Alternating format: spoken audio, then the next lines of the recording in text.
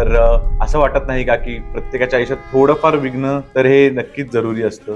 कारण का नाहीतर जर आयुष्य विदाऊट विघ्न असतील, म्हणजे की विघ्न नसतील आयुष्यामध्ये, तर मग त्या आयुष्याला काय मजा? मग मग मग विघ्नहर्ता ही कशी का म्हणतो आपण गणपती? नाही, ही आपण जी माहिती देत आहे ती थोडीशी अर्धी आहे. कारण गणपती बाप्पाची सत्ता ही सगळ्या विघ्नांवर आहे. तो अच्छा. विघ्न हरता जसा आहे तसा विघ्न करता देखील आहे. ओके. पण तो कुणासाठी विघ्न करताय आणि कुणासाठी विघ्न हरताय ही समजून घेण्याची गोष्ट आहे.